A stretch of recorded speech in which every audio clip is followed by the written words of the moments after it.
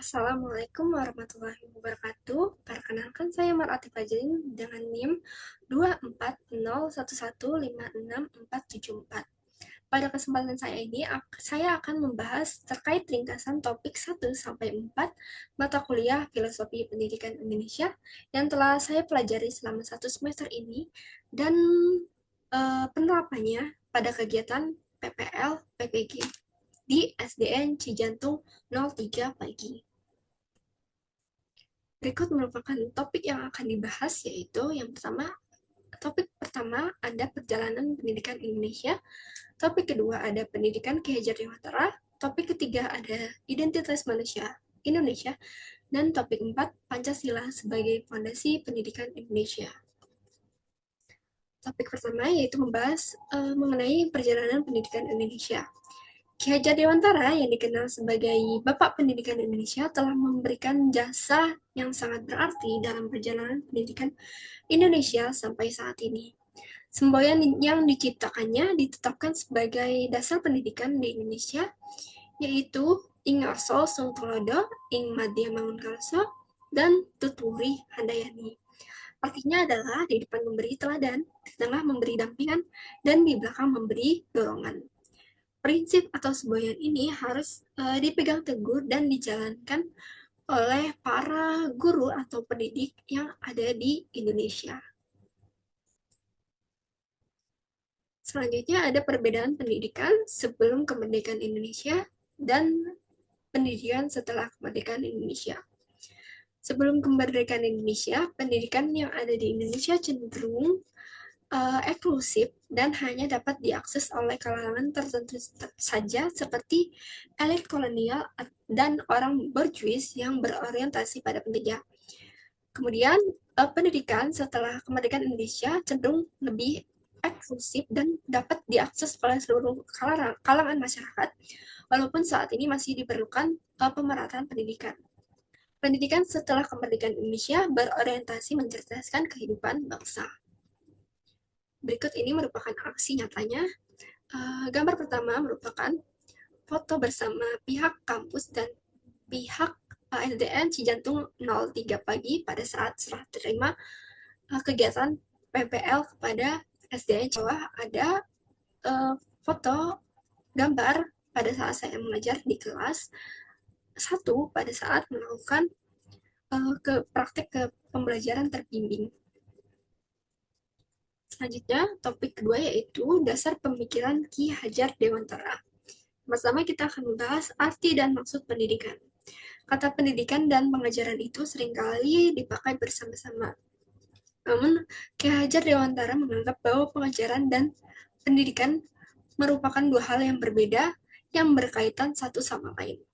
Pengajaran atau underwich merupakan proses pendidikan untuk memberi ilmu dan faedah pada individu sebagai kecakapan lahir dan batin. Yang kedua yaitu pendidikan atau upgrading memiliki makna yang lebih luas dari pengajaran, yaitu mencakup tuntutan pendidik untuk menumbuhkan dan menuntun individu menemui kodratnya sebagai manusia maupun sebagai anggota masyarakat. Yang selanjutnya yaitu menuntun dalam pendidikan. Menuntun sendiri artinya memberikan arahan, membimbing, memfasilitasi peserta didik agar sesuai dengan tujuan pendidikan. Selain itu, proses menuntun dalam pendidikan memberikan kebebasan untuk peserta didik mengeksplorasi pembelajarannya sendiri dan mencari jati dirinya masing-masing. Kata menuntun dalam konteks sosial budaya dimaknai sebagai proses memberikan bimbingan dengan tujuan membangun pemahaman dan perilaku yang sesuai dengan nilai-nilai budaya yang dianut dalam masyarakat sekitar. Berikut ini merupakan dasar pemikiran Ki Hajar Dewantara.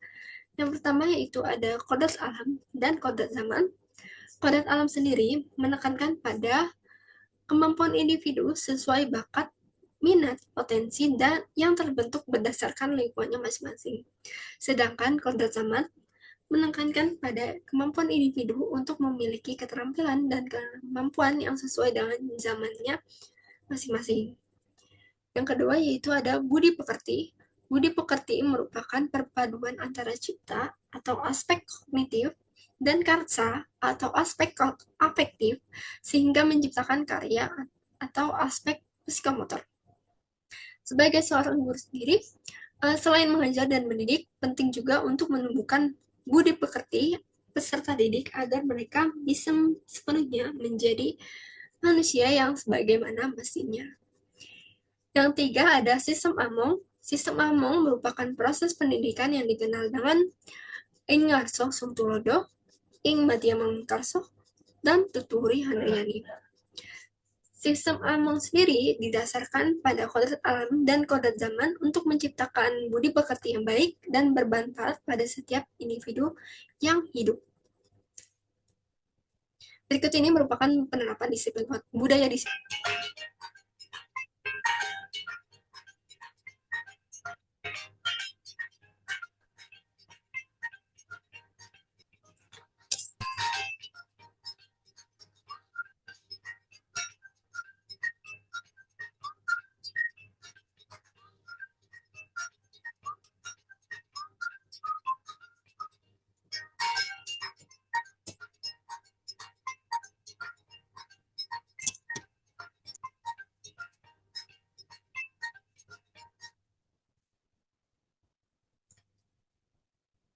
Topik selanjutnya yaitu topik 3, identitas manusia Indonesia.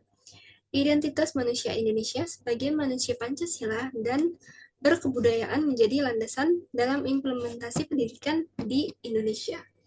Identitas manusia Indonesia sebagai manusia Pancasila menjadi filosofi yang memuat jiwa bangsa, cita-cita luhur bangsa, rasa perasaan bangsa, dan nilai-nilai hidup berbangsa. Terdapat 3 hal yang hakiki yang layak ditegaskan sebagai nilai kemanusiaan khas Indonesia, yakni nilai Kebhinneka Tunggal Ikaan, nilai-nilai Pancasila, dan nilai religiusitas. Terdapat 3 nilai kemanusiaan Indonesia khas Indonesia.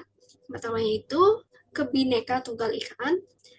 Keragaman merupakan nilai khas dan menjadi salah satu identitas bangsa Indonesia yang telah ada secara alamiah bahkan sebelum lahirnya Indonesia.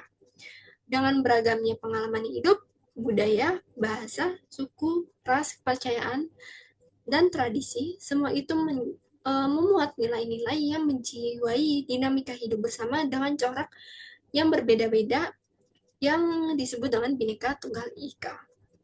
Lalu yang kedua yaitu ada nilai Pancasila.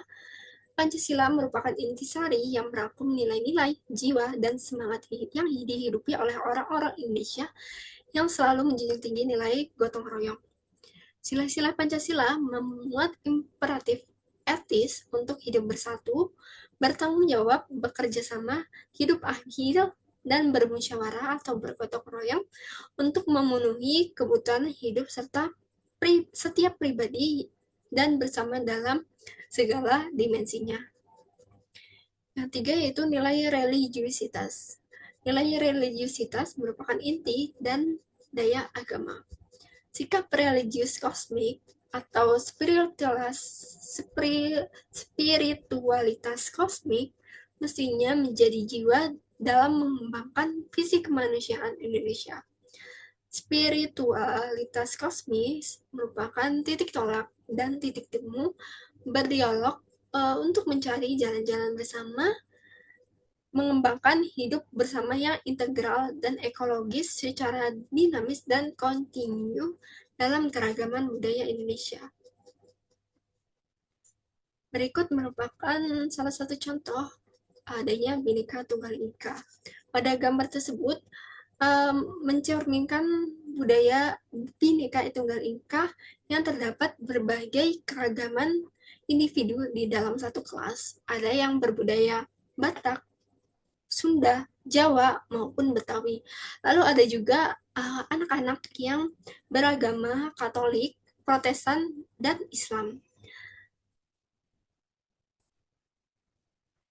Yang selanjutnya yaitu topik 4, Pancasila sebagai fondasi pendidikan Indonesia.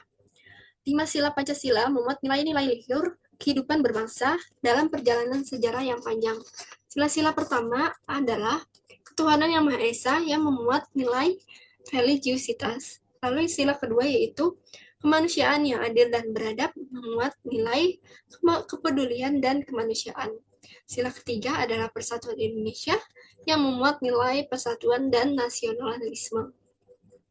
Istilah yang keempat adalah kerakyatan yang dipimpin oleh hikmat, kebijaksanaan dalam permusyawaratan atau perwakilan, memuat nilai gotong royong.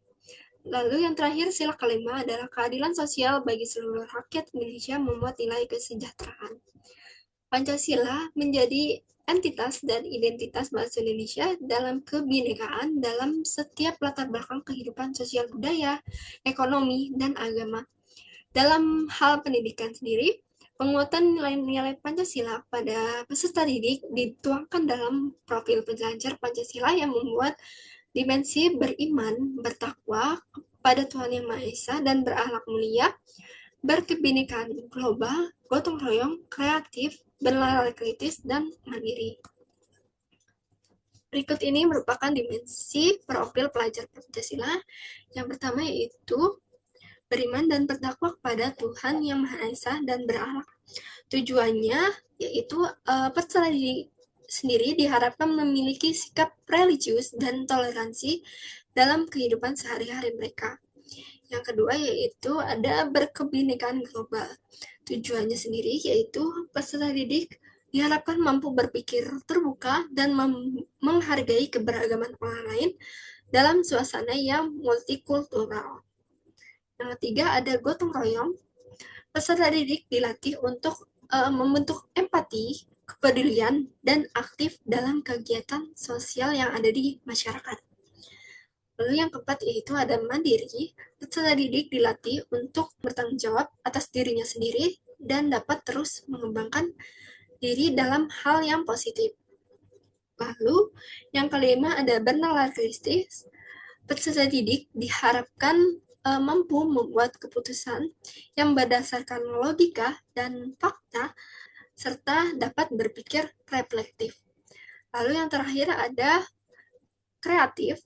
Peserta didik diharapkan dapat menghasilkan ide yang inovatif dan baru serta orisinal serta juga dapat mengekspresikan kreativitasnya masing-masing dalam belajar dan berkarya. Berikut ini merupakan penerapan P5 yang ada di SDN Cijantung 03 Pagi.